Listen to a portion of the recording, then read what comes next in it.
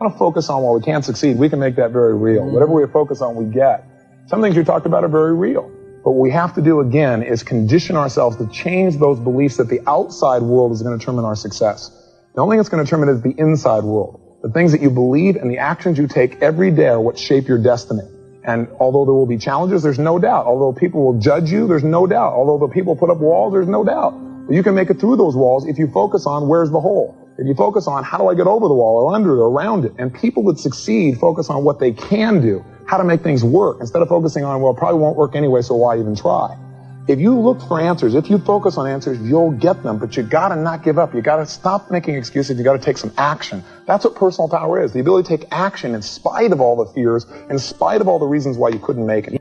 You're believing the most limiting thoughts. And you have to remember, we all have a 2-million-year-old brain. And it's not designed to make you happy, it's designed to make you survive. So it's always looking for what's wrong. Remember we played the game Look for Brown, and you all saw beige and called it brown just to feel successful? I said look for red, you saw burgundy, you called it red, so you could get more scores. Whatever you're looking for, seek and ye shall what? Find. It says that in a very good book called The Good Book. And you don't have to be religious to understand this, that this is a fact of life. So if you and I are going to really take things to a different level, we got to see what could mess it up. So the mind could mess it up, but what aspect of the mind? What makes us start to believe those thoughts? What's the emotion that messes us up? What is it? It's absolutely fear. But there's more than this. Every day of our lives, we live in a world that is incredibly complex. It is no more stressful than World War II, when none of us in this room probably remember that time, but it looked like democracy was disappearing and the Germans were going to win at one stage. That's stressful. Being in a foxhole is stressful. You're not making as much money as you want, or being a little overweight, or someone calling you names online. That is not stressful. We're making it stressful. We've lost perspective. Who's with me on this? Say I. So what's really useful, I think, today is for us to figure out what messes us up.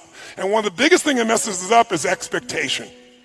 Right? What did we say the other day? Trade your expectations for appreciation, and your whole life changes. Because when you're expecting things and it doesn't happen, you get upset. So that first day also was all about, what if you lived your life and you made a decision? And the decision was, life is too short to suffer. It's too short to be stressed, pissed off, fearful, worried. Who's with me on this? Say I. But our minds, our survival software, is always looking for what's wrong.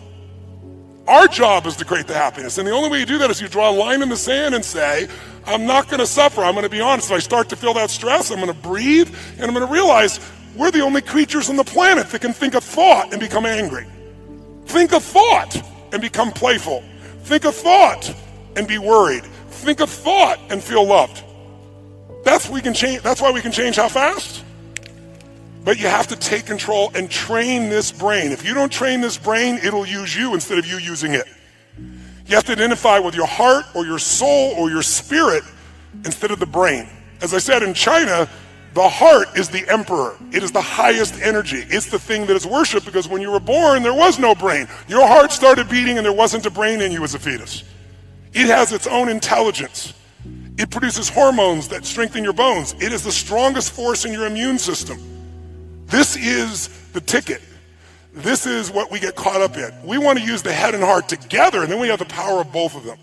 So to do that, though, we got to give up the expectation that people are going to behave the way we want them to. Because what are the chances, if your happiness is dependent upon everyone around you, your mother behaving the way you think she should, your father, your brother, your sister, your coworkers, your employees, what are the chances of everybody living the way you think they should? On a 0 to 100% scale, what are the chances? So why would we allow this to be? Because it's just a bad habit. I think there's a lot of roads to the mountaintop. I have the perspective that I have because that was my journey.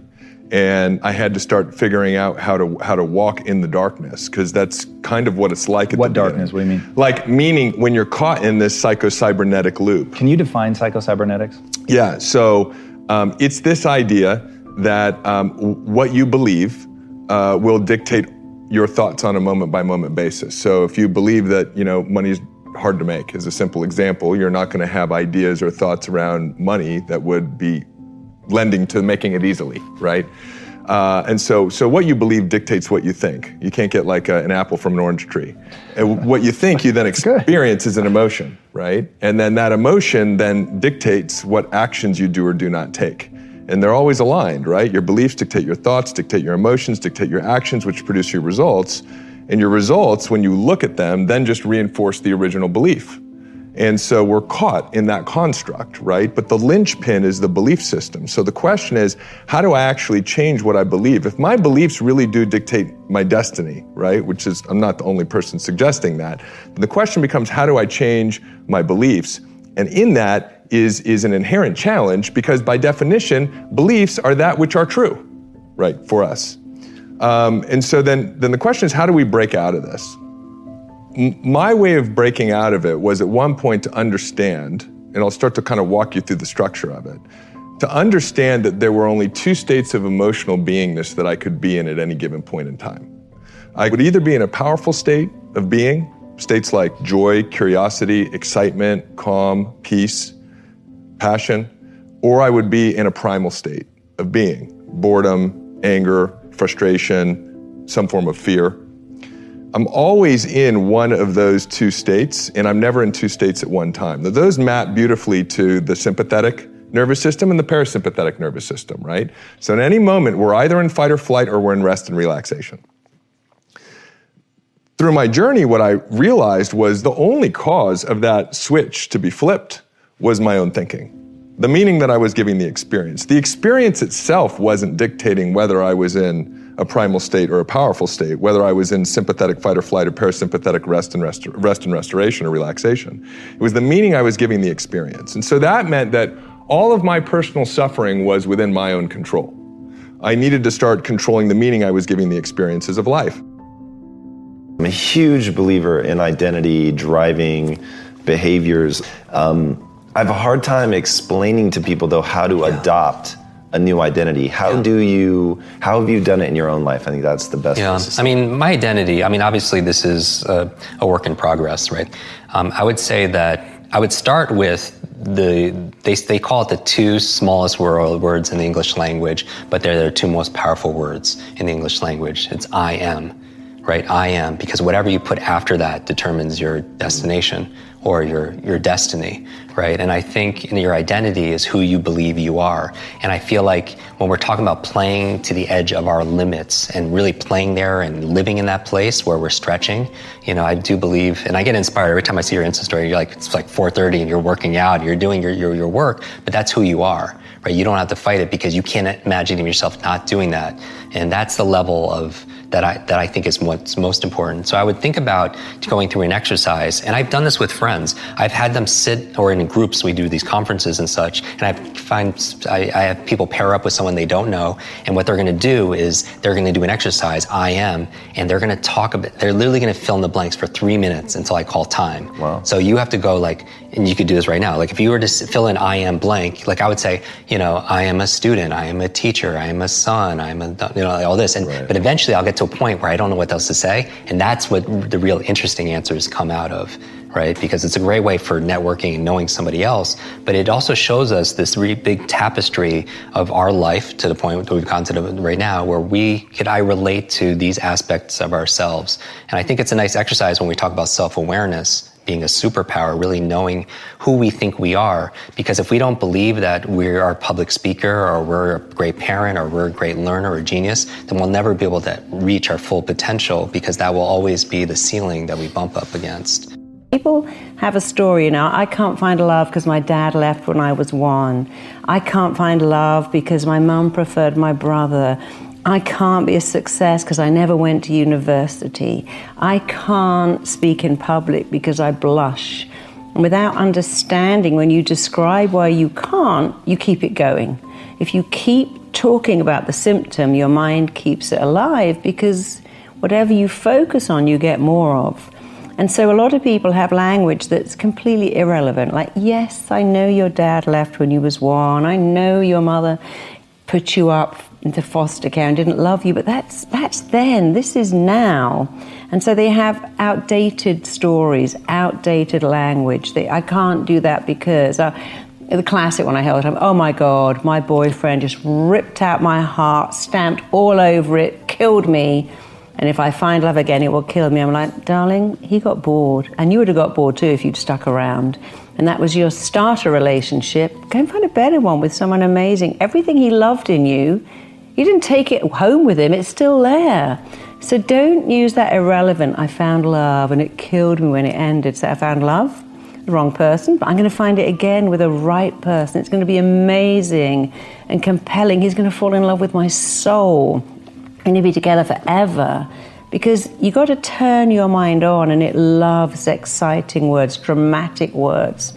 Really loves words that make a picture. So if I said to you, you can be the most phenomenal, powerful, awesome, incredible speaker. When you speak on stage, everyone stops to listen. You could hear a pin drop. They look at you. They hear what you're saying. They like you. The mind goes, oh, I like this. I know where I'm going here. But when you go, I'm not bad at speaking. Sometimes I'm quite good. Occasionally, I really get it right. The mind goes, what are you talking about? That's not dramatic enough for me. This is going back sometimes, I think in 1992, we were stuck, but I knew there was more possibility. There was room for growth. And I wanted to figure out if the stuff that I did in the 80s when I was a kid, that broke free, would it work with some of my agents? And so we took 75 agents, randomly agents said, hey, do you want to get into a 6-month program to retrain your brain, your subconscious brain, around your beliefs about what is possible for you to achieve, around your habits of what you have to do in order to achieve that. And we focused on retraining their subconscious mind. And so for 6 months, they had to go through a process of listening to certain audio tapes, reading certain materials every day, and following the process of training their brain, specifically their subconscious brain, which controls 95 to 98% of all of our thoughts, emotions, and behaviors today. And within 6 months, that group increased sales by $100 million. Jesus. $100 million. And I said, holy shit, right? This is working. And so we started to teach. Some of what we teach now in NeuroGym, actually now we have the technologies, we have the systems that are far better than what we did back in the 90s. And we went from 1.2 billion to 4.5 billion a year. And it wasn't because we taught them any more skills to be real estate agents. We taught them how to change the way they thought about themselves. We taught them how to change their habits. Our agents who made $750,000 or more were in front of a client 75% of the time. And when we asked all the agents that weren't in front of more clients, why are you doing that? Why aren't you in front of people that are going to help you earn more income? Oh, well, we're busy doing this and doing this and doing this. And they had stories and excuses and reasons why.